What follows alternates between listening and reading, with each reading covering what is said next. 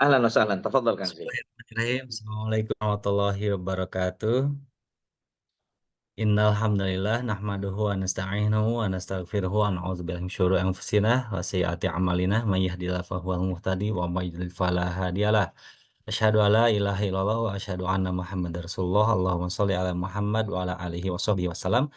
Jemaah sekalian rahimani wa rahimakumullah, alhamdulillah puji dan syukur hanyalah milik Allah Subhanahu wa taala semata dan hanyalah Ia yang kita patut sembah, yang patut kita syukuri ya, atas karunia nikmat yang Allah karuniakan kepada kita semua, yakni nikmat iman, nikmat Islam, taufik dan hidayah yang sangat mahal sekali, dan tentu saja kesehatan serta waktu yang telah kita manfaatkan ini juga sangat mahal sekali, dan mudah-mudahan kita semua dapat mengoptimalkan, memanfaatkan atas waktu yang tersisa di sisa usia kita dengan bertolabul ilmi dan juga mengisi amal soleh. Salam serta salam terlupa pula kita tumpah curahkan kepada uswah kita, kedua kita, Nabiullah Muhammad ibni Abdillah Sallallahu Alaihi Wasallam, juga kepada para istri-istrinya, para keluarganya, para sahabatnya, para tabi'in, para tabi'in, tabi'in, para ulama, hingga kepada kita semua yang hadir di kajian Bumiku Mengaji. Alhamdulillah kita masih membahas di jilid kedua, di bagian kedua di tema pembahasan tentang Ghazwah Khaybar. Dan alhamdulillah Ustazuna Ali sudah hadir di tengah kita. Untuk itu kita langsung saja perkenankan kepada beliau untuk menyampaikan, melanjutkan kembali kajian Ghazwah Khaybar bagian kedua ini. Tafadhal Ustaz, barakallahu fiik. Wa fiikum barakallah. Bismillahirrahmanirrahim. Assalamualaikum warahmatullahi wabarakatuh.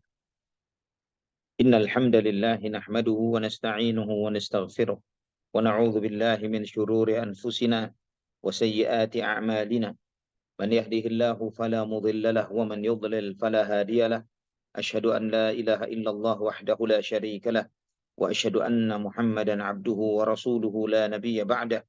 Allahumma salli wa sallim wa barik ala abdika wa nabiyyika Muhammad wa ala alihi wa sahbihi wa man ihtada bihadihi ila yaumil qiyamah.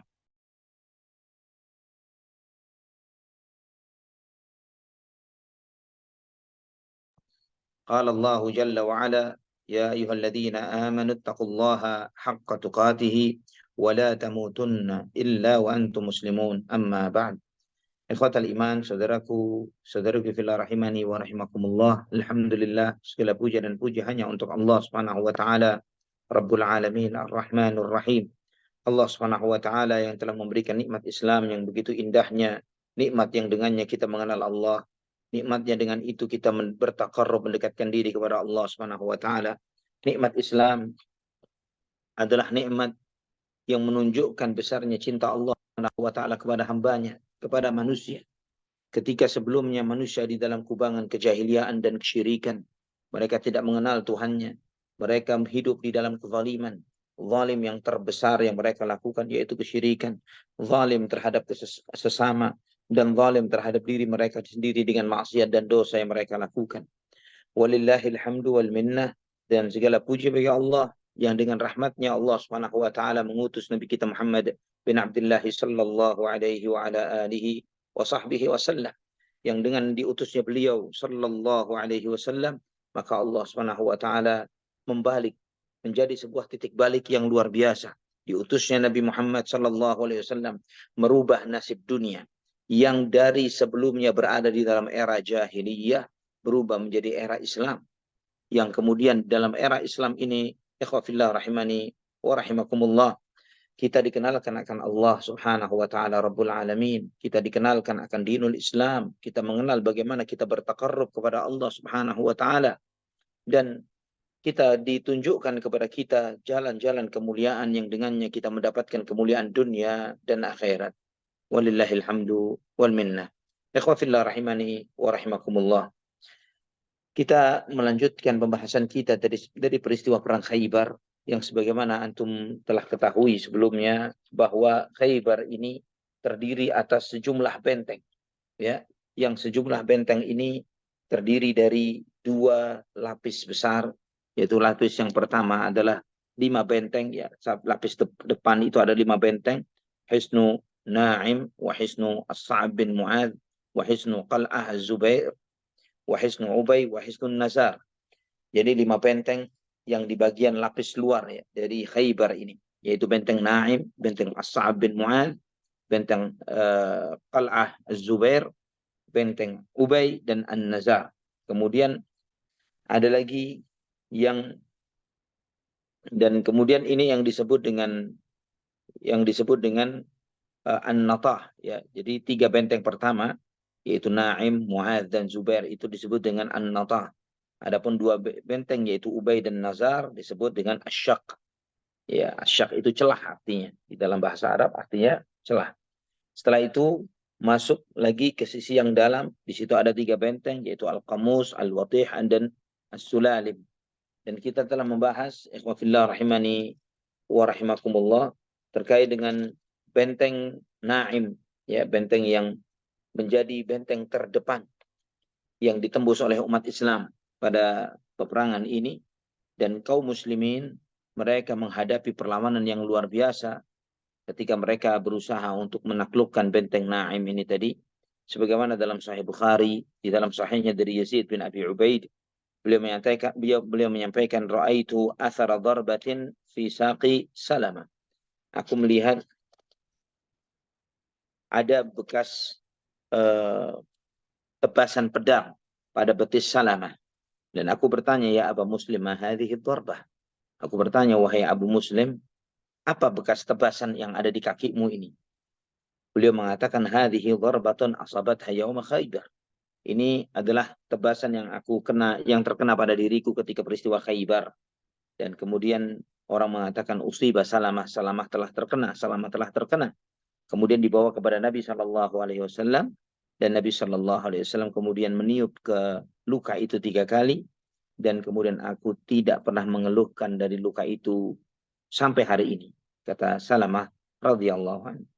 Dan ikhwatal iman rahimani wa rahimakumullah, para sahabat begitu menghadapi perlawanan yang luar biasa di benteng Naim ini sampai setelah terbunuhnya Marhab ya, Marhab dan saudara-saudaranya yang mereka mati ya, dibunuh oleh kaum muslimin.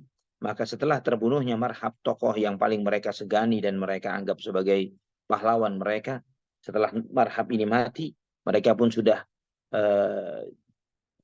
nyali mereka menjadi ciut ya, nyali mereka menjadi hilang, dan mereka pun sudah tidak memiliki gairah untuk melakukan perlawanan terhadap umat Islam. Maka mereka pun mundur ya, mereka melarikan diri dari benteng itu menuju benteng As-Sa'd, menuju benteng As-Sa'd, mereka ke sana, dan kemudian umat Islam pun menguasai benteng Naim ini. Ikhwatal iman rahimani wa rahimakumullah. Kemudian umat Islam menuju ke benteng yang berikutnya yang disebut Hisnul As-Sa'd ya, yaitu benteng kedua yang memiliki kekokohan yang nomor 2 setelah Naim. Nomor 2 setelah Naim. Dan ikhwatal iman rahimani wa rahimakumullah, sebagaimana mereka yang berada di benteng Naim, mereka pun masuk ke dalam benteng As-Sa'ab ini, ya, maka umat Islam pun mulai mengepung benteng tersebut. Dan Nabi Shallallahu Alaihi Wasallam menyerahkan panji perang pada saat itu kepada Al-Hubab ibn al-Munzir radhiyallahu anhu. Sampai umat Islam mereka pada saat itu mengepung benteng ini selama 3 hari. Ya, selama 3 hari. Ikhwafillah rahimani wa rahimakumullah. Pada saat ini, karena antum tahu bahwa ini perjalanan yang sangat jauh dan bekal umat Islam sangatlah terbatas, maka umat Islam mengalami rasa lapar yang luar biasa. Maka karena mereka merasa lapar yang luar biasa, akhirnya sebagian mereka mencoba menyajikan makanan itu, menyembelih keledai-keledai tunggangan mereka. Ya, keledai-keledai tunggangan mereka itu mereka sembelih. Ya, yang itu di dalam bahasa Arab disebut dengan al-himar al-ahli.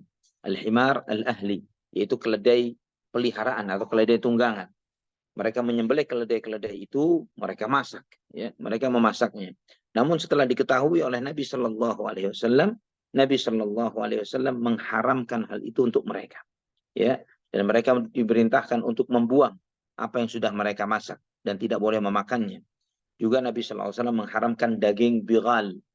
Bighal itu adalah peranakan antara kuda dan keledai. Ya, bighal adalah peranakan antara kuda dan keledai, namanya bighal. Dan kemudian juga Nabi SAW mengharamkan pada saat itu semua binatang yang bertaring. Semua binatang yang bertaring, itu diharamkan oleh Nabi Shallallahu Alaihi Wasallam. Juga Nabi Shallallahu Alaihi Wasallam mengharamkan semua burung yang bercakar, ya, burung yang bercakar diharamkan. Dan termasuk juga Nabi Shallallahu Alaihi Wasallam mengharamkan menjadikan binatang yang hidup sebagai sasaran tembak. Maksudnya binatang itu diikat dan kemudian dijadikan sebagai sasaran tembak. Ini dilarang oleh Nabi SAW. Beda dengan berburu. Ya, jika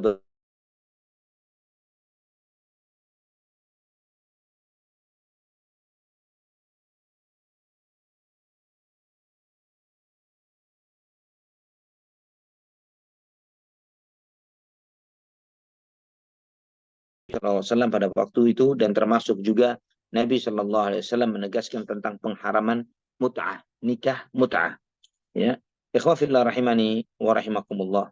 Imam Bukhari dan Muslim meriwayatkan dari Abdullah ibnu Abi Aufa radhiyallahu an, Nabi SAW, beliau menyampaikan bahwa umat Islam mengalami rasa lapar yang luar biasa di peristiwa Khaybar, dan kami bersama Rasulullah Shallallahu Alaihi Wasallam. Dan kemudian sebagian para sahabat yang mereka membawa keledai-keledai mereka dari kota Madinah, mereka menyembelihnya, ya, dan memasaknya sampai sudah masak, sudah mendidih di panci-panci mereka. Namun ada penyeru Rasulullah SAW yang menegaskan, anikfa'u al-qudura wa la tat'amu min luhumil humuri syai'an. Kata Nabi SAW, tuangkan, buang semua kendi-kendi itu dan isinya, isinya buang, tuangkan dari kendi-kendi tersebut, dari panci-panci itu. Jangan kalian memakan dari daging keledai peliharaan sedikit pun, kata Nabi SAW.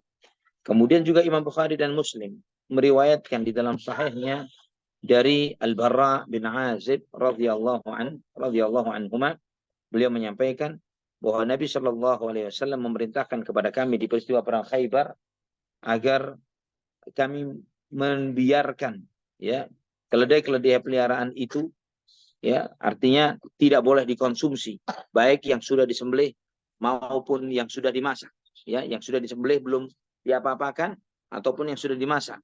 Dan Nabi SAW melarang kita untuk memakannya sama sekali, dilarang sama sekali oleh Nabi untuk mengkonsumsinya. Ikhwafillah rahimani wa rahimakumullah. Juga riwayat yang serupa di dalam Sahih Muslim, ya, dari Anas bin Malik radhiyallahu an, beliau menyampaikan bahwa ketika peristiwa perang Khaybar, datang seseorang kepada Nabi SAW dan bertanya, ya Rasulullah, ukilatil humuru, bahwa keledai-keledai sudah dikonsumsi ya Rasulullah, keledai yang dibawa dari kota Madinah. Ada lagi yang mengatakan, ya Rasulullah, ufniyatil humuru, ya, keledai-keledai mulai disembelihin ya Rasulullah, hampir habis. Maka Nabi SAW memerintahkan kepada Abu Talha, ya, untuk menyeru, Inna Allah wa rasulahu yanhayakum an luhumil humuri fa innaha rijsun aw najisun. Qala fa uqfiatil quduru bima fiha. Abu Talha menyeru, sesungguhnya Allah Subhanahu wa taala dan Rasulnya melarang kalian untuk mengkonsumsi daging-daging keledai peliharaan. Sesungguhnya itu adalah kotor dan najis, maka kemudian diperintahkan untuk pihak panci-panci itu dibuang isinya.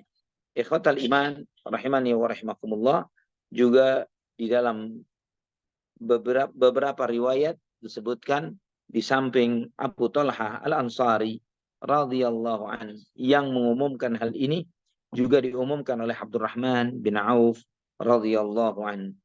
Ikhwafillah rahimani wa rahimakumullah. Kemudian selanjutnya, ya, saya sampaikan bahwa ini riwayat-riwayat yang disebutkan dalam Sahih Bukhari ataupun dalam Sahih Muslim, dan Imam Nawawi menyebutkan di dalam syarah Muslim ketika menjelaskan hadis ini, as-sawabu tahrimu luhumil humuril insiyah, ya, wa qad qala bidzalika al-jamaahiru lil hadits sarihah, bahwa hadis-hadis ini menunjukkan haramnya keledai peliharaan, ya, haramnya dikonsumsi dagingnya. Dan Al-Hafidz Ibnu Katsir rahimahullah menyebutkan di dalam Al-Bidayah wan Nihayah bahwa Imam Bukhari telah memperhatikan sekali tentang pembahasan ini.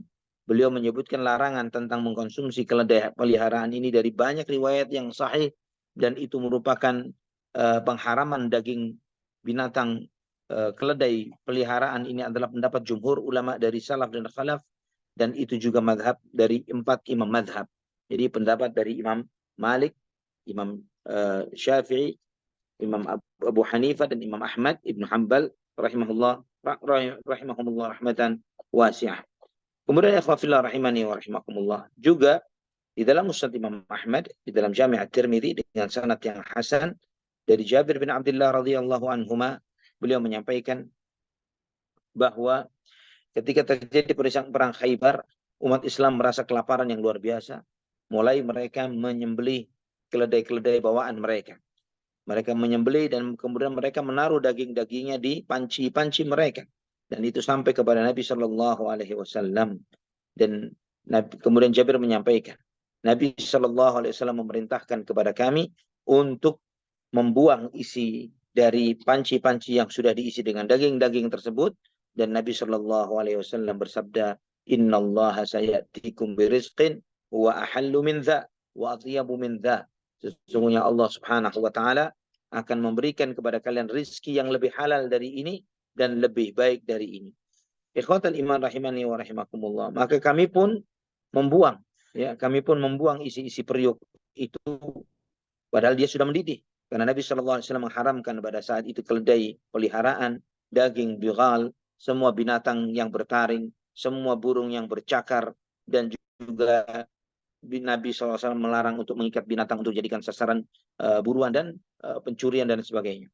Ikhwan fillah rahimani wa rahimakumullah. Juga penjelasan Ali ibn Abi Thalib radhiyallahu anhu.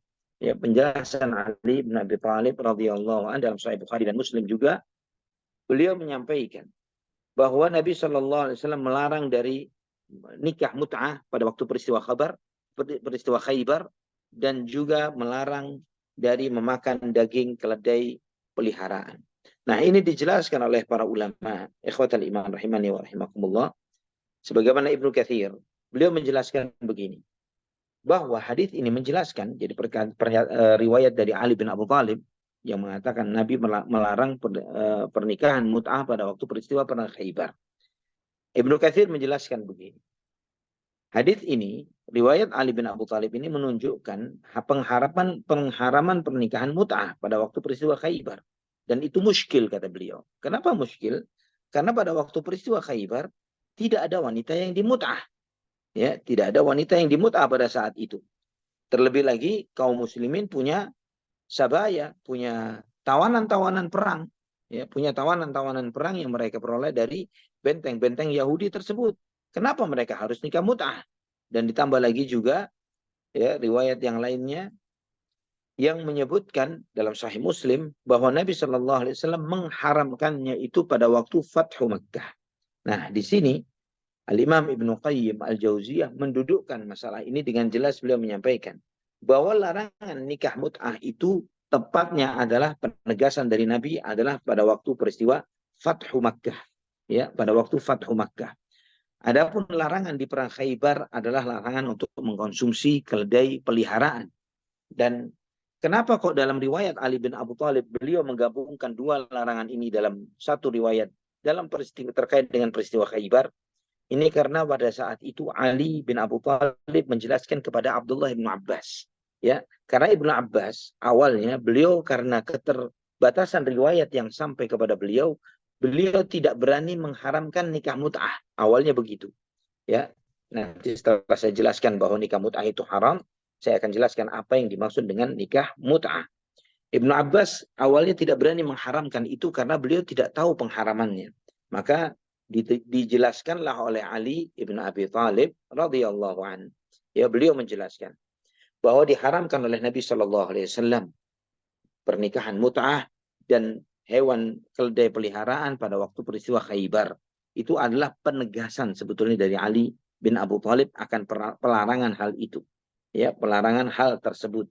Namun sebagian perawi mengira bahwa Ali bin Abu Thalib ketika menjelaskan pengharaman keledai peliharaan di Khaybar dan kemudian pengharaman nikah mut'ah di Fathu Makkah itu dijadikan dalam satu peristiwa, yaitu Khaybar.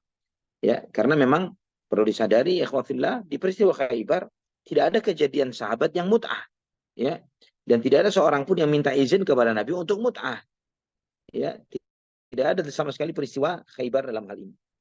Jadi tidak disebut sama sekali. Baik ucapan atau ide atau gagasan atau bahkan perbuatan. Ya, beda dengan ketika peristiwa Fathu Makkah.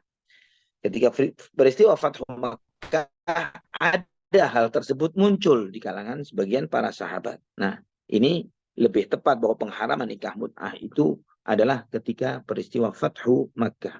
Inilah pendapat yang disampaikan oleh Al-Imam Al-Mizzi rahimahullah sebagaimana dikutip oleh Al-Hafidz Ibnu Katsir di dalam Al-Bidayah wa Nihayah. Ikhwah fillah rahimani wa rahimakumullah. Sedikit penjelasan tentang nikah mut'ah. Nikah mut'ah adalah yang biasa diistilahkan oleh masyarakat kita dengan pernikahan nikah kawin kontrak, ya. Kawin kontrak ini punya banyak aplikasi mungkin atau punya banyak teknik yang penerapannya di sebagian masyarakat kita. Namun kawin kontrak mut'ah yang dilarang oleh Nabi SAW adalah ketika seorang laki-laki menikahi seorang wanita untuk periode tertentu saja. Ya, periode tertentu saja. Ada komitmen dari kedua belah pihak untuk menikah untuk periode misalnya seminggu, sebulan, atau bahkan di dalam penerapan di kalangan kaum Syiah Rafidhah yang memang mereka dagangannya adalah ini, ya, kaum Syiah ini mereka melariskan jualan ajaran mereka yang sesat adalah dengan syahwat, ya. Mereka memasarkan syahwat itu dengan mengatakan boleh lo kawin kontrak, ya, dan itu tidak dilarang, tidak diharamkan. Maka sempat heboh di negeri kita di tahun 80-an bagaimana sebagian dokter-dokter spesialis kelamin kemudian dia mendapati pasien-pasien mereka yang pakai jilbab panjang bahkan bercadar tapi memiliki penyakit kelamin seperti layaknya wanita-wanita tunasusila, ya. Nah, ini menjadi mengherankan. Kemudian dan lebih mengagetkan lagi para dokter tersebut ketika memeriksa latar belakang dari pasien-pasiennya sebagian besar adalah mahasiswi, ya. Ketika itu ramainya adalah mahasiswi di Bandung, ya. Ini kasus terpat heboh karena munculnya di Bandung karena dikenalnya pada saat itu ada seorang tokoh di Bandung, tokoh Syiah Rafidhah yang awalnya ketika dia mendakwahkan ajaran Syiah yang sesat ini dia tidak pernah mengklaim dirinya sebagai seorang Syiah, ya. Dia selalu mengklaim dirinya Susi, ya, Sunni Syi'i, ya, Susi. Dia mengatakan seperti itu. Walaupun akhirnya kemudian dengan berkembangnya waktu dia lebih ekspos, lebih berani mendeklarkan dirinya bahwa sebagai seorang Syiah dan kemudian dia membuat sebuah ikatan jamaah Ahlul Bait Indonesia, Ijabi, ya, ikatan jamaah Ahlul Bait Indonesia Ijabi, dan dengan terang-terangan dia memproklamirkan dirinya sebagai seorang Syiah dan tokoh Syiah. Dan alhamdulillah sudah meninggal dunia orangnya ketika terkena COVID kemarin. Dan dia di antara ajaran sesat Syiah ini adalah nikah mut'ah. Ya, Syiah ini berkembang di kalangan masyarakat dengan syahwat. Kenapa syahwat? Karena pertama, ya, nikahnya boleh kawin kontrak. Ya, bahkan di dalam penerapannya kaum Syiah Rafidhah, nikah mut'ah itu kontraknya berapa lama? Bahkan bisa jam-jaman, ya, bisa jam-jaman. Ini sama seperti zina. Orang ketika belum terkena kontaminasi virus Syiah, mereka akan waspada dan takut sekali berbuat zina. Bisa jadi, mungkin mereka terjerumus dalam perbuatan zina, mungkin, ya. Tapi dia melakukan perbuatan itu dengan penuh keyakinan bahwa yang dilakukannya adalah maksiat dan dosa. Dengan penuh keyakinan bahwa apa yang dia perbuat itu maksiat dan dosa. Namun kemudian ketika dia bertemu dengan ajaran Syiah, ya, maka keyakinan dosa itu jadi hilang. Lebih dahsyat lagi, mereka malah meyakini mereka sedang melakukan suatu ibadah, ya. Sampai-sampai mereka membuat propaganda-propaganda yang mengerikan tentang hal ini. Di antaranya misalnya barang siapa yang mut'ah sekali, maka dia seperti mendapatkan derajat seperti Imam Husain bin Ali. Ketika dia mut'ah 2 kali, maka dia akan mendapatkan derajat seperti Imam Hasan bin Ali. Ya, kemudian ketika dia mut'ah 3 kali, maka dia mendapatkan derajat seperti Ali bin Abi Thalib. Nah, kalau dia mut'ah 100 kali bisa jadi seperti Tuhan jadinya. Ya, ini adalah klaim nyeleneh dan sesatnya kaum Syiah Rafidhah dengan kawin kontraknya. Dan kawin kontrak ini jelas sekali haram binasil Qur'ani wa sunnah. Haram dengan nas Al-Quran dan sunnah. Antum mengetahui, ikhwatal iman, bahwa pernikahan itu Di antara hikmah yang sebagaimana Allah sebutkan di dalam surat Ar-Rum ayat 21, wa min ayatihi an khalaqalakum min anfusikum azwajan litaskunu ilaiha wa ja'ala bainakum mawaddatan wa rahmah inna fi dzalika laayatin liqaumin yatafakkarun. Dan di antara tanda-tanda kebesaran Allah Subhanahu wa taala, Allah menjadikan dari diri kalian pasangan kalian sendiri agar kalian tinggal bersamanya. Dan Allah menjadikan bagi kalian pasangan kalian sendiri agar kalian tinggal bersamanya. Allah sebutkan litaskunu ilaiha, agar kalian tinggal bersamanya. Nah, ini apa yang didapatkan orang yang kawin kontrak. Ya, bagaimana dia tinggal bersama pasangannya? Wa ja'ala bainakum mawaddata wa rahmah. Bagaimana terbangunnya mawaddah wa rahmah bagi orang yang cuman kawin kontrak. Ini menunjukkan batilnya kawin kontrak ini binasil Quran. Juga Allah Subhanahu wa taala menyebutkan walladzina hum li furujihim hafizun illa ala azwajihim aw ma malakat aymanuhum fa innahum ghairu malumin. Faman ibtagha wara'a dzalika fa ulaika humul adun. Ya, Allah berfirman di awal-awal surat Al-Mu'minun, Allah menyebutkan di antara ciri orang-orang beriman adalah mereka yang menjaga kemaluan mereka, ya, kecuali terhadap istri mereka dan hamba sahaya mereka. Ya, maka mereka tidak tercela. Adapun bagi mereka yang mencari di luar itu, maka dia telah melampaui batas, ya, artinya berbuat maksiat dan dosa. Melampaui batas, melampaui batas yang dihalalkan oleh Allah Subhanahu wa taala, artinya dia terjerumus kepada yang haram. Dan pasangan mut'ah tidak dikatakan istri, ya, tidak dikatakan istri. Kenapa demikian? Karena pasangan ini seperti orang sewa menyewa dalam fase singkat. Bahkan di dalam perpisahan itu, misalnya ketika habis masa kontraknya, maka sang wanita tidak harus menjalani sebuah masa iddah atau hal-hal yang seperti itu. Ya, sama seperti wal'iyadzubillah, seperti antum sewa mobil sewaan Grab car atau Go car gitu ya. Jadi antum ketika misalnya menyewa untuk periode tertentu, bisa jadi kendaraan ini ketika belum selesai fase masanya habis dengan antum, dia buka orderan baru untuk bakal menerima orderan yang akan datang. Ya, sehingga ketika menurunkan antum, dia akan menaikkan penumpang yang lainnya. Wal'iyadzubillah. Inilah bagaimana mereka mengemas maksiat, mengemas zina, dirubah menjadi sebuah ibadah. Ya, bahkan bagaimana ketika seseorang itu masih ahlus sunnah, ya, dia melakukan, mungkin dia terjumus dalam maksiat zina, tapi dalam keadaan rasa takut kepada Allah Subhanahu wa taala, merasa kotor dan najis karena maksiat yang dilakukannya. Tapi ketika dia sudah menjadi Syiah, maka sudah hilang lagi rasa takut dari maksiat dan dosa itu, maka malah dia sebaliknya bersemangat untuk melakukan maksiat ini. Ditambah lagi ajaran Syiah yang lainnya, yaitu boleh meringkas sholat, ya, dalam sehari bisa sampai 3 kali. Belum lagi mereka membuat bid'ah-bid'ah lainnya, ketika seseorang itu pun yang sehari 3 kali tidak dilakukan, boleh dia menggantinya dengan tata cara yang berbeda. Mungkin pada bulan Rajab, ya, pada Jumat terakhir Rajab tertentu, itu melakukan qadha salat, ya, melakukan qadha salat, yang melakukan qadha salat itu dengan niatan menggantikan 1.000.000 rakaat yang mungkin terlewatkan sebelum-sebelumnya. Ya, itu di antara ajaran Syiah. Dari kalangan followernya diberikan iming-iming syahwat yang mengerikan seperti itu, ya, yang membuat orang itu ketika dia memang memperturutkan syahwat dan hawa nafsunya, maka dia akan lebih cenderung kepada mengikuti ajaran sesat dan nyeleneh dan kufur ini. Ditambah lagi tokoh-tokoh agamanya memiliki semangat yang luar biasa juga untuk mendakwakan agamanya, karena mereka mendapatkan khumus, yaitu 20% dari income jamaahnya. Ya, khumus, ya, 1/5.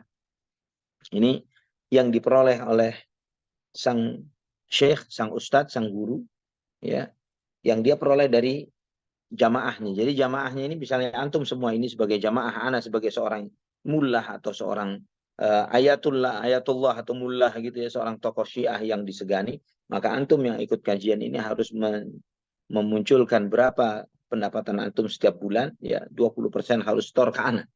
Ya, dan mungkin dalam hal ini kemudian dilakukan perdagangan oleh sebagian tokoh-tokoh Syiah, ya, kemudian mereka memberikan diskon-diskon tertentu dengan melepaskan agen-agen, ya, dia memberikan agen-agen kepada agen-agennya, mungkin cukuplah buat anak 5%, buat antum nanti 15-nya, tapi cari jamaah yang banyak. Ya, ini di antara strategi sesatnya kaum Syiah Rafidhah di dalam mencari pengikut, ya, sehingga keberuntungan itu dirasakan oleh tokoh-tokoh dan guru-guru mereka, ya, dan juga dirasakan oleh jamaah mereka dalam sisi mengikuti syahwat dan hawa nafsu yang batil. Ikhwah fillah rahimani wa rahimakumullah. Al-Hafidh Ibnu Hajar al-Asqalani rahimahullah menyebutkan di dalam Fathul Bari, beliau menyebutkan hadis-hadis ini menunjukkan, ya, di antara faedah hadis-hadis ini menunjukkan bahwa seharusnya memang bagi seorang pemimpin pasukan untuk mengetahui kondisi dari pasukannya, ya, terlebih lagi seorang pemimpin negara mengetahui kondisi dari atau apa yang diperbuat oleh rakyatnya. Sehingga jika dia melihat di antara pasukannya ini ada yang melakukan suatu perbuatan yang melanggar syariat, maka segera dicegahnya. Ya, baik dengan dia sendiri yang mengumumkan dengan menyampaikan dan memberikan peringatan, atau dia menyampaikan kepada yang lainnya dengan menyuruh yang lainnya untuk melakukan seruan sebagaimana atas perintah dari sang pemimpin, sebagaimana dilakukan oleh sebagian sahabat atas perintah Rasulullah Shallallahu Alaihi Wasallam. Supaya, ya, kenapa diumumkan seperti ini? Supaya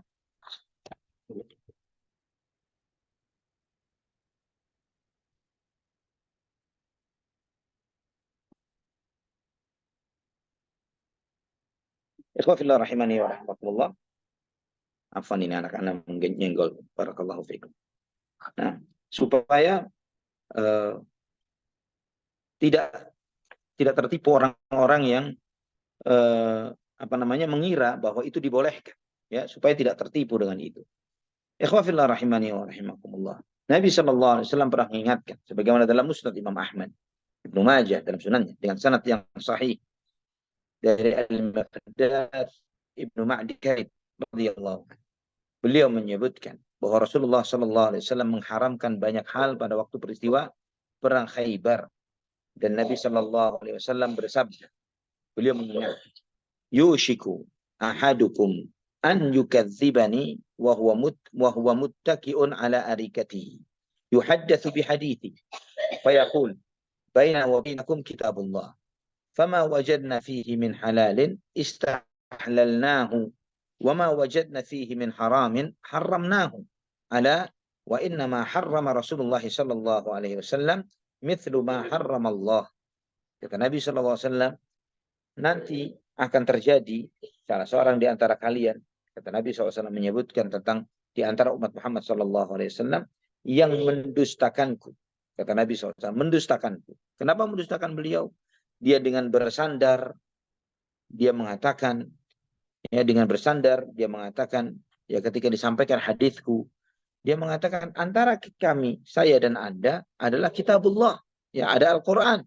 Yang kita dapati di dalam Al-Quran itu yang halal, kita halalkan. Yang kita dapati di dalam Al-Quran itu haram, kita haramkan. Ya, artinya nanti akan ada di antara umat Muhammad sallallahu alaihi wasallam yang mereka ini hanya mau menerima yang bersumber dari Al-Quran saja. Tidak mau mengambil dari hadis Nabi sallallahu alaihi wasallam. Maka dia mengatakan yang di Quran saja, yang halal menurut Quran, haram menurut Al-Quran. Ya, dan kemudian Nabi sallallahu alaihi wasallam menyampaikan, ala wa inna ma harrama Rasulullah sallallahu alaihi wasallam mithlu ma harrama Allah. Ketahuilah sesungguhnya apa yang diharamkan Rasulullah sallallahu alaihi wasallam adalah seperti yang diharamkan oleh Allah. Ya, ini peringatan Nabi sallallahu alaihi wasallam menyebutkan bahwa yang diharamkan beliau sama seperti yang diharamkan Allah. Jadi tidak ada bedanya. Ikhwafillah rahimani wa rahimakumullah. Misalnya, kalau antum bertanya atau ditanya, apa hukumnya binatang bertaring? Ya, kullu dzinabin minas siba. Jawabannya adalah haram. Ya, dengan pelarangan dari Nabi sallallahu alaihi wasallam. Demikian pula dengan humur al-ahliyah, ya, walaupun keledai ini tidak ada di negeri kita, apalagi dikonsumsi, ya, keledai peliharaan itu pun diharamkan berdasarkan nas dari Nabi sallallahu alaihi wasallam. Burung yang bercakar, ya, mencengkram, yang berburu dengan cakarnya, itu diharamkan oleh Rasulullah sallallahu alaihi wasallam, dan haram menurut beliau sama dengan haram menurut Allah Subhanahu wa taala. Dan juga ikhwatal iman rahimani wa rahimakumullah, di peristiwa ini juga Nabi sallallahu alaihi wasallam menegaskan pelarangan mengkonsumsi bawang dan al-kurras. Kurras itu seperti lobak. Jadi makanan yang ketika dikonsumsi menimbulkan bau tidak enak di mulut seseorang, dilarang oleh Nabi ketika seseorang hendak melaksanakan sholat. Ya, ketika seorang hendak melaksanakan sholat berjamaah. Ya, karena ini dari pelarangan Rasulullah SAW, sebagaimana dalam Musnad Imam Ahmad dengan sanad yang sahih sesuai dengan syarat Muslim dari Jabir bin Abdullah, Nabi di peristiwa Khaybar, Rasulullah SAW melarang mengkonsumsi bawang, ya, dan kuras. Ya, kuras itu seperti adalah lobak. Ya, dilarang ketika mereka hendak melaksanakan sholat di masjid. Karena sebagian sahabat kemudian mereka mengkonsumsinya, dan Nabi SAW melihat ketika mereka datang ke masjid, ya, masih tersisa bau bawang itu di mulut mereka. Nabi bertanya, alam anha taini syajaratain limuntinatain, bukankah aku melarang kalian untuk mengkonsumsi dua pohon yang baunya nggak enak ini? Nah, sahabat mengatakan, bala ya Rasulullah, walakin ajhadad al-ju'. Benar ya Rasulullah, engkau melarang, tapi ini menunjukkan bahwa larangan Nabi bukanlah larangan pengharaman. Kenapa? Kalau pelarangan itu pengharaman, nggak mungkin oleh para sahabat masih dikonsumsi. Para sahabat memahami bahwa larangan Nabi SAW ada memiliki batas waktu atau hikmah tertentu, yaitu ketika hendak melaksanakan sholat berjamaah di masjid. Ya, ketika di luar itu, maka bawang ini bukanlah sesuatu yang dilarang oleh Nabi. Maka sahabat pun mengatakan, benar ya Rasulullah, engkau melarang kami. Namun kami kelaparan. Yang ada itu, ya, kelaparan dan yang ada itu. Maka Nabi SAW mengingatkan, man akalahuma fala yahdhur masjidana fa innal malaikata tata'adza mimma yata'adza minhu banu Adam. Barang siapa yang mengkonsumsinya, janganlah mendekati masjid kami, karena para malaikat tersakiti, terganggu dengan apa yang mengganggu anak manusia. Ya, malaikat terganggu dengan apa yang mengganggu anak manusia. Ini menunjukkan kepada kita, ikhwafillah rahimani wa rahimakumullah, bahwa syariat Islam kemaslahatannya bukan hanya dirasakan oleh manusia, bahkan para malaikat pun mendapatkan kemaslahatan sebagaimana yang disampaikan oleh Nabi SAW di dalam hadis ini. Termasuk juga, ikhwafillah rahimani wa rahimakumullah, dalam hadis yang lainnya dalam Sahih Bukhari dari Ibnu Umar, Nabi SAW bersabda ketika peristiwa perang Khaybar, man akala min hadhihi syajarati fala yaqrabanna masjidana. Barang siapa yang makan dari pohon ini, yaitu bawang, jangan mendekati masjid kami. Itu peringatan Nabi SAW. Ikhwafillah. Dan rasa lapar ini, ya artinya ketika mereka, para sahabat, mengepung benteng-benteng ini dengan bekal yang apa adanya, itu membuat mereka betul-betul menghadapi masalah makan bahan makanan yang luar biasa. Sehingga pernah, sebagaimana dalam Sahih Bukhari dan Muslim, dari Abdullah ibnu Mughaffal al-Muzani radhiyallahu an, beliau menyebutkan ketika kami sedang mengepung benteng Khaybar, ada seseorang melemparkan satu kantung isinya lemak. Ya, satu kantung isinya lemak. Maka aku lari mengejar satu kantung tersebut. Ya, dia nggak ngelihat siapa yang lempar. Ya, dilempar begitu saja oleh seseorang, isinya syaham, lemak.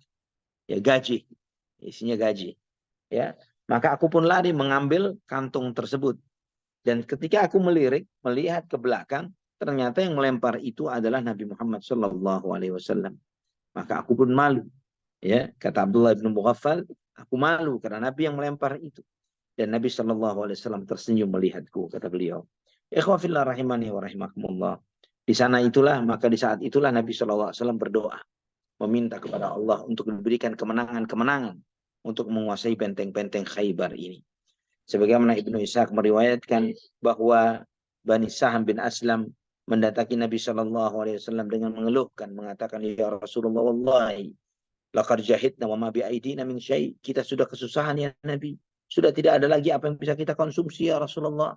Ya, ini haram itu haram, padahal dalam keadaan kelaparan yang luar biasa. Ya, keledai yang sudah mereka sembelih sudah dimasak tapi harus dibuang. Ya, mereka kelaparan. Kemudian Nabi SAW berdoa, Allahumma innaka qad arafta halahum wa an laysat bihim quwwah wa an laysa biyadi syai'in u'tihim iyah faftah alaihim a'zama husuniha anhum ghinaan wa aktsaraha ta'aman wa wadakan. Nabi berdoa, ya Allah, kata Nabi SAW, engkau mengetahui keadaan dan kondisi mereka. Mereka sudah tidak memiliki kekuatan ya Allah, dan aku tidak memiliki sesuatu pun yang bisa aku beri kepada mereka. bukakan untuk mereka benteng terbesar di antara benteng terbesar mereka yang paling banyak hartanya, paling banyak makanan dan dagingnya. Maka Allah Subhanahu wa taala pun membukakan benteng As-Sa'ab bin Mu'adz, ya, yang di Khaybar, dan ternyata benteng itu adalah benteng yang di baliknya, di dalamnya terdapat makanan terbanyak, ya, dan mereka mendapatkan beberapa alat peperangan di situ, termasuk juga manjanik, ya, manjanik yang itu menjadi dikuasai oleh kaum muslimin. Antum tahu manjanik itu adalah pelontar. Ya, manjanik itu pelontar di dalam sebagai alat peperangan di zaman itu, dimiliki oleh oleh bangsa Yahudi yang dikepung oleh Rasulullah SAW pada saat itu. Ikhwatal iman rahimani wa rahimakumullah. Ketika benteng Sa'ad bin Mu'adz, ya, berhasil dikuasai oleh kaum muslimin, maka Yahudi pun melarikan diri. Ya, yang mereka selamat dari peperangan ini, mereka melarikan kepada benteng Az-Zubair. Ya, dan itu benteng termasuk benteng yang paling susah ditembus juga karena berada di puncak gunung. Ya, dan kaum muslimin mengepung itu selama 3 hari. Dikepung 3 hari dan tidak bisa dimasuki. Sampai ada seorang Yahudi yang bernama Ghazal, dia mengatakan, wahai Abul Qasim, ya, ini kunyah Nabi Muhammad, wahai Abul Qasim, saya minta jaminan keamanan untukku dan jaminan keamanan untuk keluarga. Ya, jika kamu mau memberikan jaminan ini untukku, maka 3 benteng ini kamu akan kuasai secara keseluruhan. Ya, Nabi sudah menguasai 2 benteng. Ada dari 5, dari ring depan, ya, dari Khaybar itu ada 5 benteng. Dari 2 benteng sisa 1. Ya, kemudian kata Ghazal ini, si Yahudi ini, kamu akan menguasai 3 benteng dari 5 benteng tersebut. Namun dengan demikian engkau bisa fokus untuk mengalahkan 2 benteng yang tersisa. Maka Nabi Shallallahu Alaihi Wasallam memberikan jaminan keamanan kepada orang tersebut, keamanan untuk keluarganya dan keamanan untuk hartanya. Maka si Yahudi itu berkata bahwa mereka ini, ya, yang di benteng yang sedang kamu kepung ini, benteng Mu'adz ini, ya, benteng Qal'ah Zubair, ini adalah benteng yang sangat kokoh, ya, dan bukan cuma kokoh, kata si Yahudi ini tadi. Mereka walaupun kamu kepung sebulan, mereka santai. Kenapa mereka santai walaupun engkau mengepungnya sebulan? Karena mereka punya sumur air. Mereka punya toren air yang mereka simpan di bawah tanah. Ya, yang mereka itu ketika malam hari mereka keluar dari benteng itu tanpa pengetahuan dan kesadaranmu untuk mengambil air itu dan mereka minum darinya. Ya, dan kemudian mereka balik ke benteng mereka dengan air yang mereka ambil di malam hari. Cara yang termudah, kuasai air mereka. Kuasai air mereka, maka mereka pun akan keluar dari kandangnya, keluar dari bentengnya. Maka Nabi Shallallahu Alaihi Wasallam pun menguasai sumber air mereka tersebut. Ketika mereka tidak bisa mengambil manfaat dari toren-toren air, sumur-sumur air mereka tersebut, bentar,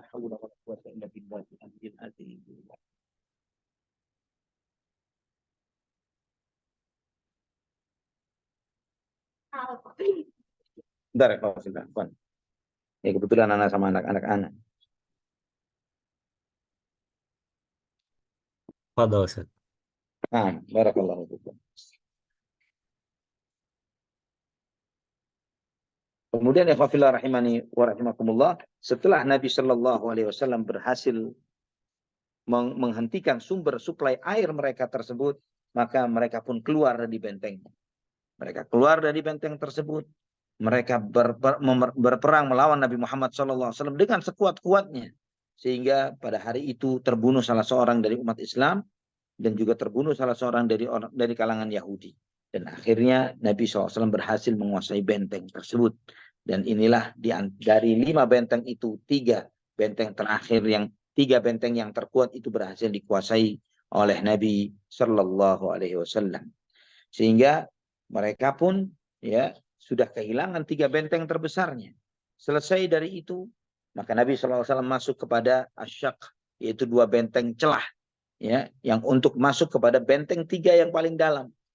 Nah, ikhwatal iman rahimani wa rahimakumullah. Benteng dari benteng celah itu yang pertama adalah benteng Ubay. Ya, benteng Ubay.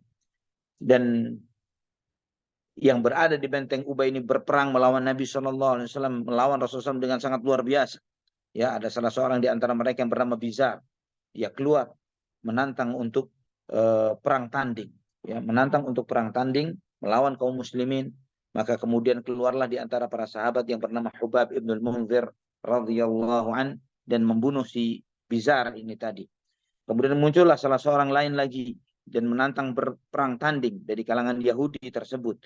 Menantang untuk perang tanding, maka keluarlah Abu Dujanah, Simak ibnu Kharashah, yang dikenal sebagai salah seorang pahlawan Nabi SAW, pejuang Rasulullah SAW yang memakai ikat kepala merah di kepalanya dan berhasil membunuh si Yahudi tersebut.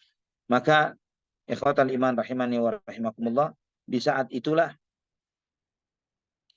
ketika kaum muslimin, ya orang-orang Yahudi melihat Bizar mati dan dibunuh oleh Abu Dujana dan kemudian yang satu lagi mati, maka kemudian umat Islam masuk menyerbu ke benteng mereka.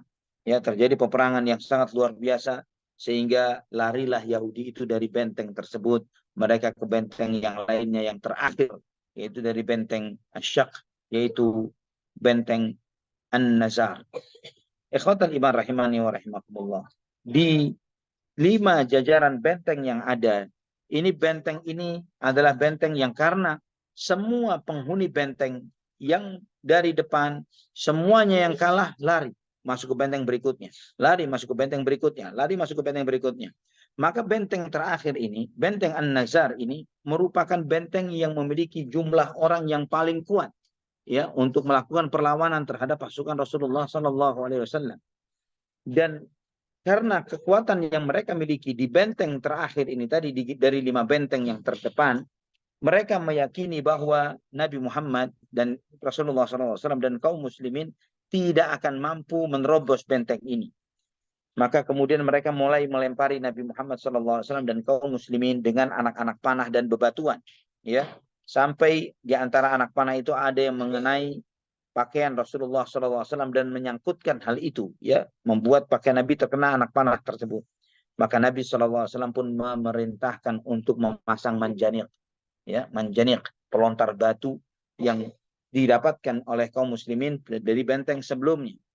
Maka dilemparilah benteng itu dengan manjanik sehingga merobohkan salah satu dinding dari benteng mereka dan kaum muslimin masuk menyerbu benteng tersebut sehingga orang-orang Yahudi mengalami kekalahan yang luar biasa karena mereka tidak menduga bahwa benteng itu akan mudah ditaklukkan karena senjata mereka sendiri, ya.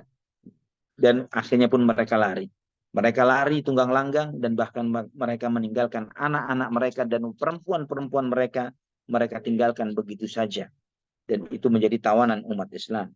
Ikhwatan iman rahimani wa rahimakumullah, dengan ini maka 5 benteng yang menjadi benteng-benteng utama dari Khaybar ditaklukkan dan dikuasai oleh kaum muslimin.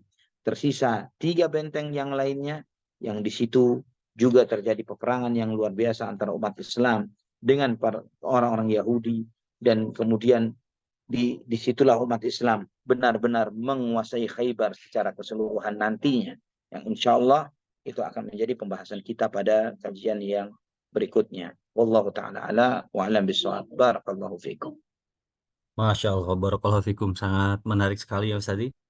Masya Allah. Dan ini makin penasaran nanti kalau mudah-mudahan ada rezeki umroh bersama Ustadz Ali agar bisa apa namanya secara visualnya seperti apa begitu ya Melihat itu ya, langsung ke benteng-benteng Khaybar tersebut. ya.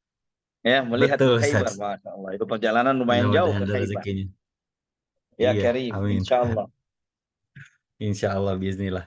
Baik, Masya Allah, jamaah sekalian, rahimani rahimakumullah. Tiba waktunya kita memasuki sesi kedua, ya ini sesi tanya jawab. Yang pertama di sini sudah ada yang bertanya melalui chat box dari Ukti Nur Aini. Assalamualaikum warahmatullahi wabarakatuh. Assalamualaikum. Semoga Allah selalu menjaga dan merahmati Ustadz dan juga keluarga serta kaum muslimin dimanapun. Serta Allah memberi kekuatan dan kemenangan bagi orang-orang terzalimi di Palestina dan tempat-tempat lainnya. Amin Ya ya rabbal Rabbana ya alamin. Karim. Amin ya Rabbal alamin. Afwan Ustadz, Pak Ustadz, Ana ingin bertanya, namun di luar tema, kita Ahlus Sunnah wal Jamaah meyakini bahwa tidak ada tuntunannya tahlilan orang meninggal 7 hari, 40 hari, dan seterusnya. Lalu bagaimana hukum kalau kita memberikan uang takziah seperti yang biasa dilakukan di kampung halaman anak tempat lahir saat ada orang yang meninggal, takziah kemudian menyumbang uang seikhlasnya, disiapkan tempat amplop di situ untuk orang-orang datang takziah yang ingin memberikan amplop atau uang. Bagaimana hukumnya memberikan uang takziah tersebut jika pada akhirnya uang tersebut digunakan untuk membayar orang-orang yang ikut mensolatkan jenazah yang tanda petik kemudian yang tanda petik mengaji bayaran selama masa tahlilan tersebut. Penjelasan penjelasan dan nasihatnya Ustaz. Jazakallahu khairan barakallahu. Wa jazakumullah khair. Nah, mengenai apa namanya memberi uang kepada orang yang sedang kesusahan, ya, mengalami kesusahan, ada keluarga yang meninggal dunia. Nabi SAW pernah mengingatkan, sebagaimana ketika Ja'far bin Abu Talib meninggal dunia, Nabi SAW berpesan, Isna'u li ali Ja'far ta'aman fa innahum qad ja'ahum amrun yushghiluhum. Berilah makan kepada keluarga Ja'far, ya, buatkanlah makanan untuk mereka karena mereka sedang mengalami sesuatu yang sedang menyusahkan mereka.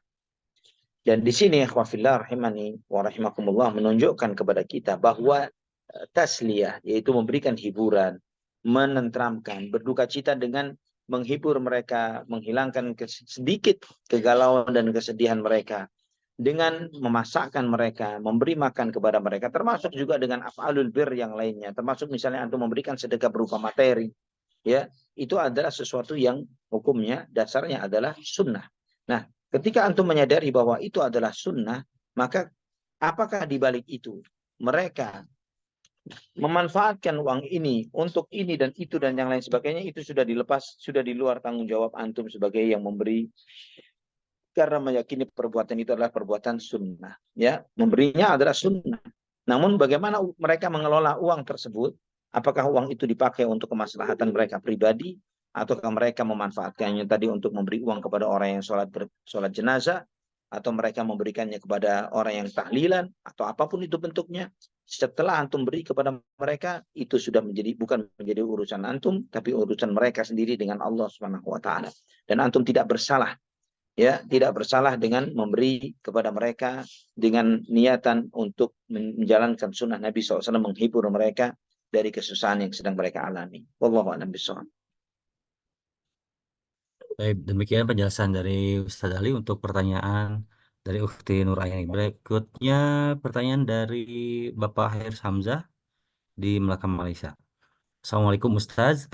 Semoga Ustaz Waalaikumsalam. dan seluruh jemaah senantiasa berada dalam lindungan Allah Azza wa Jalla. Alhamdulillah. Amin ya Amin. rabbal alamin. Ada dua pertanyaan. Yang pertama, pertanyaannya, wah Masya Allah ini. Tadinya kalau ada yang tidak bertanya ini akan anak bertanya juga nih.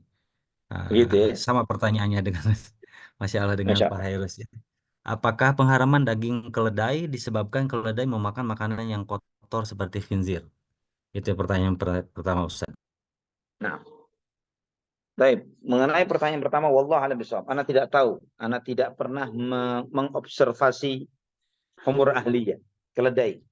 Apalagi keledai peliharaan, anak tidak pernah tahu tentang observasi hal itu. Wallahu a'lam bishawab, ikhwafillah rahimani wa rahimakumullah. Kita sebagai umat Muhammad sallallahu alaihi wasallam, sebagai hamba Allah Subhanahu wa taala, tidak harus mengetahui apa hikmah di balik sesuatu yang diharamkan oleh Allah Subhanahu wa taala. Ya, tidak perlu mengetahui apa hikmah di balik diharamkannya babi, apa hikmah di balik diharamkannya ini dan itu dan yang lain sebagainya, bangkai atau misalnya darah dan lain sebagainya. Bisa jadi wallahu a'lam bishawab. Suatu hari, ya, misalnya ada sebuah penelitian yang mengatakan bahwa yang diharamkan oleh Allah Subhanahu wa taala ini atau yang diharamkan oleh Rasulullah SAW tersebut memberi manfaat terbesar bagi manusia ketika mereka mengkonsumsinya. Misalnya adalah begitu, ya. Dan itu bukanlah sesuatu yang akan merubah sikap dan pendirian kita terkait dengan apa yang diharamkan oleh Allah Subhanahu wa taala dan Rasulnya tersebut. Tetap bagi kita adalah sesuatu yang haram. Apakah kita tahu hikmah di balik itu atau tidak? Apakah hal tersebut apa namanya, kita mengetahui hikmahnya atau kita tidak mengetahuinya, tetap kita sami'na wa ata'na. Dan walaupun sebaliknya, Ternyata dari apa yang diharamkan itu ternyata memberi manfaat besar menurut penelitian medis. Ya, menurut penelitian teknologi tertentu mengatakan ini manfaatnya besar loh. Tapi kenapa diharamkan? Ini aneh-aneh saja, ini begitu dan sebagainya. Boleh kaum rasionalis beranggapan seperti itu, tapi kita adalah umat Muhammad SAW, kita lebih adalah hamba Allah Subhanahu wa taala, dan kita sebagai seorang hamba menyadari bahwa bagaimana sikap seorang hamba kepada tuannya, kepada rajanya, Malikin Nas, rajanya manusia, yang menguasai manusia adalah sami'na wa ata'na, tanpa perlu harus kita mengetahui apa hikmah di balik itu. Wallahu a'lam bishawab. Baik. Kemudian pertanyaan kedua, bagaimana dengan keledai liar? Apakah juga diharamkan? Begitu Ustaz. Jawabannya wallahu a'lam bishawab, tidak, karena dibatasi dengan humur al-ahliyah. Ya, hanya keledai peliharaan. Tapi kalau wahsy, kalau liar, tidak diharamkan oleh Nabi Shallallahu Alaihi Wasallam. Allah alam bishawab. Masya Allah. Terima kasih Ustaz atas penjelasannya. Jazakallahu khairan. Untuk selanjutnya bagi jamaah yang ingin bertanya, kami persilakan masih ada kesempatan untuk menyampaikan pertanyaan. Boleh pertanyaannya disampaikan melalui chat box ataupun juga mengklik tombol resen agar dapat berinteraktif langsung dengan Ustazun Ali. Kami persilakan Ummu Firly.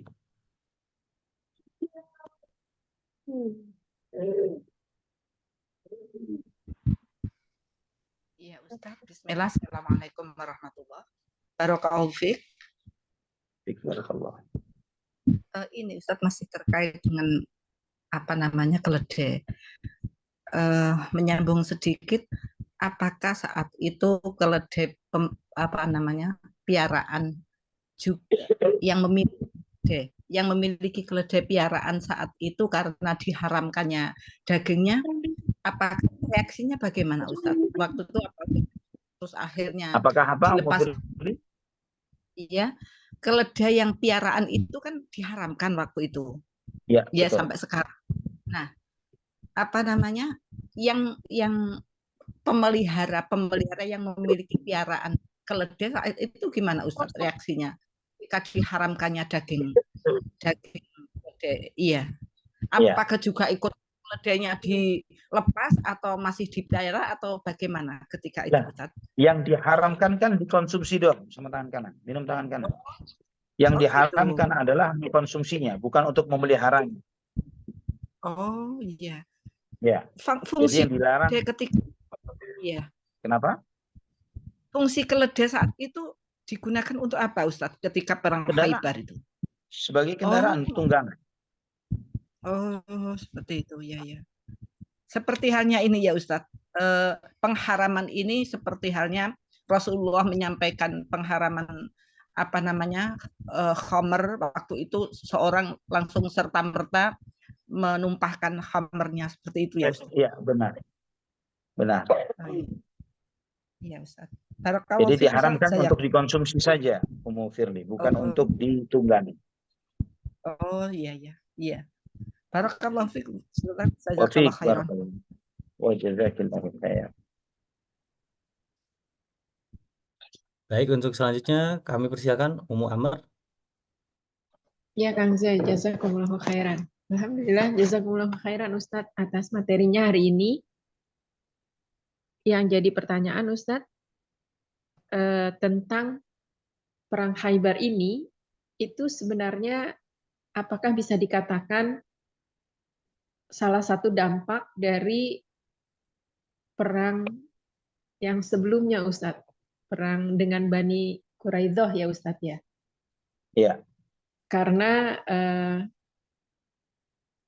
ketidakpuasan dari Bani Quraidah, kemudian mereka terus memanas-manasi kaum muslimin sampai akhirnya Rasulullah SAW ingin memerangi mereka. Apakah bisa dikatakan seperti itu, Ustaz? Jazakumullahu khairan. Nanti ada pertanyaan selanjutnya. Nah, telah disampaikan pada awal kajian Khaybar, peristiwa Khaybar, bahwa kenapa diserbu oleh Nabi SAW? Karena di sana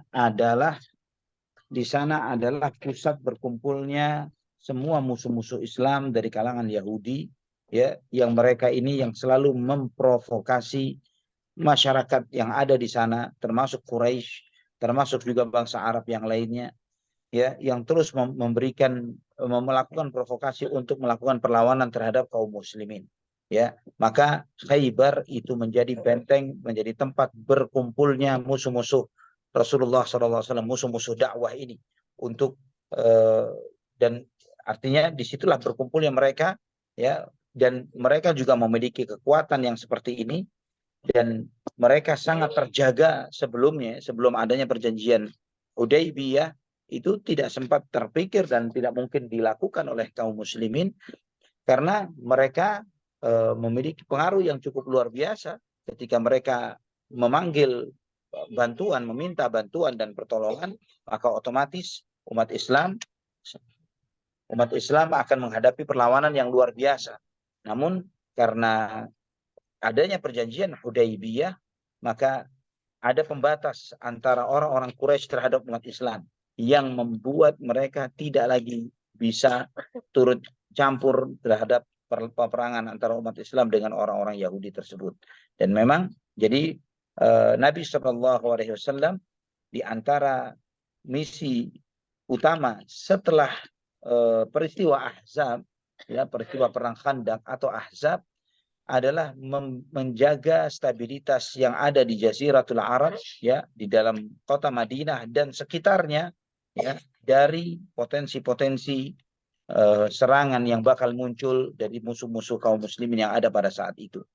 Itulah di saat bagaimana umat Islam melakukan ekspansi dan menunjukkan eksistensi mereka, kemampuan mereka untuk mempertahankan diri, ya, dan melawan musuh-musuh yang memiliki potensi untuk melakukan kekacauan, ya, membuat kekacauan terhadap kaum muslimin.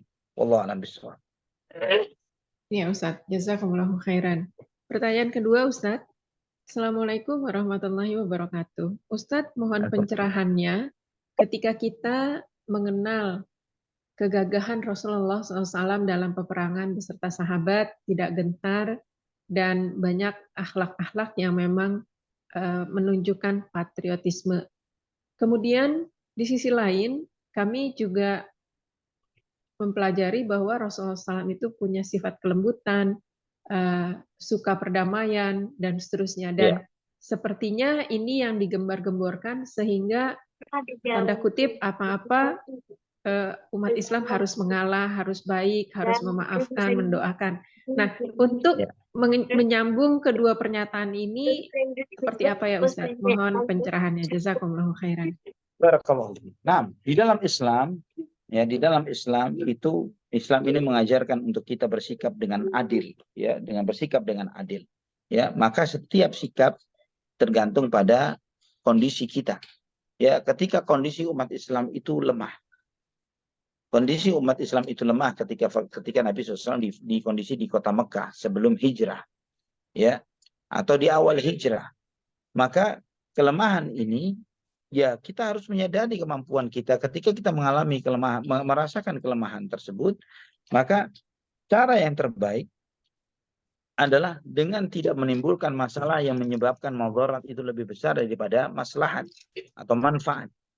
Namun berbeda dengan kondisi di mana ketika kaum muslimin sudah memiliki kekuatan, ketika umat Islam itu sudah memiliki teritori, kekuasaan, pasukan, memiliki kemampuan pasukan, tentara, begitu ya. Nah, ketika mereka sudah memiliki itu semuanya, maka ditegakkannya jihad itu juga bagian dari rahmatan lil alamin, rahmat yang dibawa oleh Nabi Muhammad SAW untuk menyingkirkan kemunkaran dari muka bumi. Dan Nabi SAW ketika Allah Subhanahu wa taala berikan, ya, kesempatan untuk memiliki kekuatan, kemampuan, maka beliau SAW menggunakan itu sebagai sarana untuk berdakwah, untuk berjihad di jalan Allah Subhanahu wa taala. Jadi memang benar bahwa ketika kita di dalam kondisi yang kita yang lemah, kita dalam kondisi kita yang umat Islam yang minoritas dan tidak memiliki kemampuan, maka sikap mengalah, ya, sikap menerima, artinya memaafkan, itu adalah sikap yang terbenar, yang terbaik pada saat itu. Namun ketika kemunkaran itu bisa dirubah dengan tangan dan kita mampu, bisa dirubah dengan lisan dan kita mampu, maka bukan untuk mengalah yang harus dilakukan, tapi melakukan perubahan dengan tangan dan lisan. Wallahu a'lam bishawab. Itu sebagaimana penegasan Rasulullah Shallallahu Alaihi Wasallam. Jika kalian melihat suatu kemungkaran, maka rubahlah dengan tangan. Jika tidak sanggup, rubahlah dengan lisan. Jika tidak sanggup, maka dengan hati, dan itu adalah iman yang paling rendah. Wallahu a'lam bishawab. Iya Ustadz, jazakumullahu khairan Ustadz. Ada pertanyaan selanjutnya tidak terkait syirah Ustadz. Nah, Assalamualaikum warahmatullahi wabarakatuh. Ustadz, mohon nasihatnya tentang wanita yang berumrah atau berhaji dan meminum pil untuk tidak haid pada saat beribadah. Apakah itu lebih kecenderungannya kita boleh melakukannya, meminum pil tersebut Ustadz, atau bagaimana menurut Ustadz sebaiknya? Dan Ustadz, apakah bila kita ikut berziarah ke kuburan tertentu, kemudian di tempat saya itu biasanya suka bawa bunga yang masih segar Ustadz, dan kemudian sampai di kuburannya ditancep-tancepin. Nah, itu kebiasaan orang-orang di Amerika, dan ternyata sekarang menjadi kebiasaannya juga umat muslim yang beli mawar dulu ke kuburan terus ditancep-tancepin di kuburannya. Apakah itu termasuk ikut-ikutan budayanya orang kafir, atau sebenarnya dalam Islam bagaimana Ustadz? Diperbolehkan atau tidak? Jazakumullahu khairan atas nasihat Ustadz. jazakumullah khair. Nah, mengenai pertanyaan yang pertama, menggunakan pil atau kapsul pencegah haid untuk kesempurnaan ibadah umrah, apakah itu boleh? Selama secara medis, ya, selama medis menurut referensi dokter yang anti datang ke sana, itu tidak mengganggu kondisi diri anti sendiri, dan itu menurut dokternya adalah sesuatu yang baik, yang artinya yang boleh, ya, tidak memberikan dampak yang lebih buruk, maka itu dibolehkan. Ya, itu dibolehkan sebagaimana para ulama mutaakhirin kontemporer sering menjelaskan akan hal ini, karena dia melakukan tersebut dengan niatan adalah untuk ibadah. Ya, selama secara kedokteran dibolehkan, secara medis boleh, maka dibolehkan secara syar'i. Wallahu a'lam bishawab. Mengenai pertanyaan yang kedua, menancapkan bunga, apapun itu, mau mawar, mau kamboja, mau apapun bentuknya, ke kuburan, ini adalah suatu perbuatan bid'ah, ya, perbuatan bid'ah yang tidak ada tuntunannya dari sunnah Nabi Shallallahu Alaihi Wasallam, dan sia-sia, tidak memberikan manfaat apapun. Apakah itu termasuk bagian tasyabbuh yang dilarang? Bisa mengantarkan kepada tasyabbuh yang dilarang, karena sendiri pribadi tidak mengetahui kebiasaan orang-orang Amerika seperti yang tadi ditanyakan. Anda tidak tahu tradisi dan kebiasaan tersebut. Namun jika itu menjadi sebuah kebiasaan yang seperti disampaikan, dan itu kebiasaan mereka seperti itu, maka umat Islam dilarang untuk mengikuti kebiasaan yang di situ tidak memberikan hikmah, manfaat apapun itu. Sama sekali tidak memberi manfaat dunia, dan tidak pula memberi manfaat apalagi di akhirat. Maka sebaiknya dihindari dan dijauhi, karena itu adalah bid'ah, menyelisih tuntunan Rasulullah SAW ketika berziarah kubur. Wallahu a'lam bishawab. Ya Ustadz, boleh satu lagi Ustadz? Silakan Muhammad. Ya Ustadz. Assalamualaikum warahmatullahi wabarakatuh. Ustadz, ketika saya punya teman di lingkungan sosial media, tetapi mengenal juga orangnya, dan saya mengetahui bahwa asuransi itu diharamkan. Tapi teman saya ini sudah berjilbab, dia mengajak teman-teman grup lingkungan kami untuk ikutan asuransi. Kemudian untuk apa? Ikutan asuransi dan ikutan training asuransi. Jadi ada dua yang dia ajak, dan kebetulan banyak sekali juga teman-teman saya yang memberikan tamap, memberikan jempol Ustadz, like. Nah, apakah sebaiknya saya memberitahu dia bahwa itu haram, atau ditinggalkan saja pertemanan dengan dia? Jazakumullahu khairan atas nasihat Ustaz. Barakallahu fiik.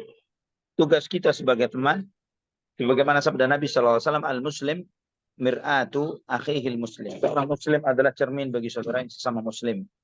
Yang diantara fungsi cermin adalah untuk menunjukkan kekurangan yang ada pada diri seseorang. Jadi seseorang itu menyadari kekurangan yang ada pada dirinya.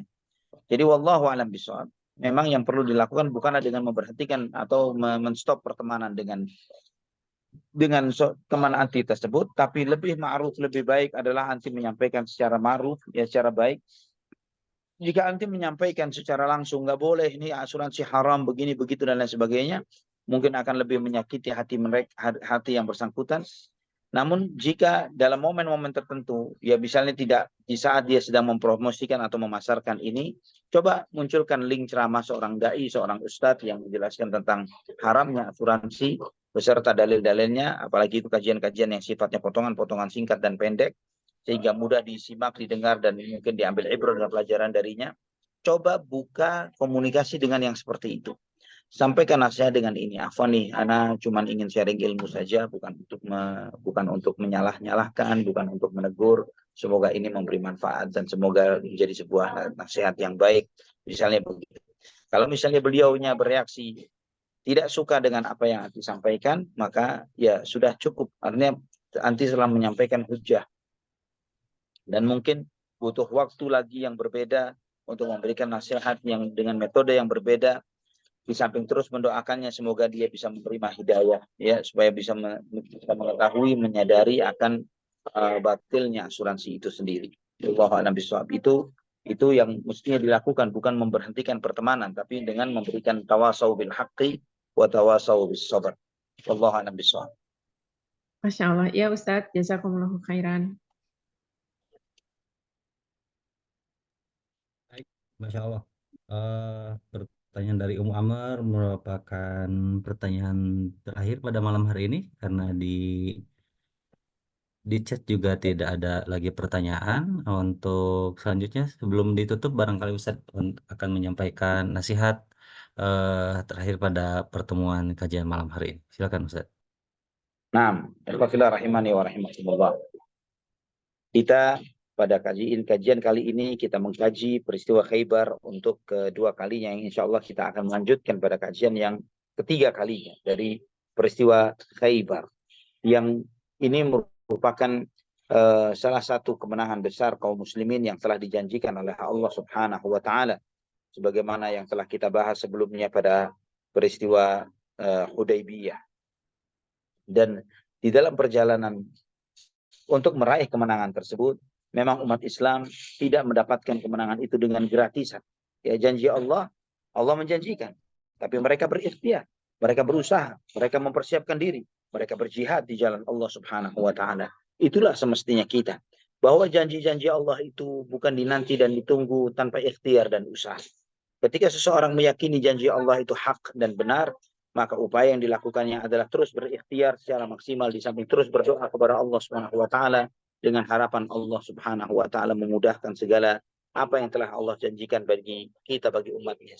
Maka kita semua ikhwafillah sangat yakin bahwa Allah Subhanahu wa taala akan memberikan kemenangan kepada umat Muhammad sallallahu alaihi wasallam, dan keyakinan itu tidak cukup dengan cuma sekedar keyakinan kita membaca ayat-ayat atau hadis-hadisnya, tapi lebih dari itu dengan memperjuangkannya dengan thalabul ilm, dengan hak, menjaga keikhlasan kita di dalam beribadah, di dalam berdakwah, di dalam beramal.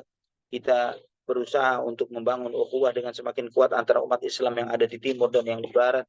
Kita berusaha secara maksimal untuk terus mendakwahkan tauhid dan sunnah ini, karena hanya dengan manhajun nubuwah, dengan jalan Nabi Shallallahu Alaihi Wasallam dan para sahabatnya, kemenangan itu akan diraih oleh kaum muslimin. Wallahu ta'ala ala wa alam bishawab. Barakallahu fikum. Barakallahu fikum. Masya Allah. Jazakallahu khairan ya Ustazi. Alhamdulillah untuk kajian edisi hari Senin tanggal 5 Februari 2024 ataupun bertepatan dengan tanggal 27 Rajab 1445 Hijriah diakhiri pada pukul 21:30. Terima kasih Ustadz atas kehadirannya. Masalah anak-anak sudah menunggu, begitu saja. Semoga Banyak Allah Subhanahu wa taala intermezzo, senantiasa memberikan banyak iklan kan. Betul, aman Ustaz. Ya, begitu. Sama Diana juga Ustaz. Baik, alhamdulillah, terima kasih atas kehadirannya Ustaz. Jazakallahu khairan atas ilmunya juga, alhamdulillah. Dan juga semua panitia yang bertugas pada malam hari ini mengaturkan banyak terima kasih atas atensi dari jemaah yang hadir pada malam hari ini. Insya Allah kita akan berjumpa kembali di kajian Sirah Nabi SAW masih membahas Ghazwa Khaibar ini di pertemuan ketiga. Barakallahu fikum wa akhirul dawana alhamdulillahirabbil alamin. Subhanakallahumma wa bihamdika asyhadu alla ilaha illa anta astaghfiruka wa atubu ilaik. Wassalamualaikum warahmatullahi wabarakatuh. Terima kasih Ustaz. Waalaikumsalam warahmatullahi wabarakatuh. Barakallahu Afwan, fikum. jazakumullah khair. Wa fikum barakallah. Assalamualaikum warahmatullahi wabarakatuh.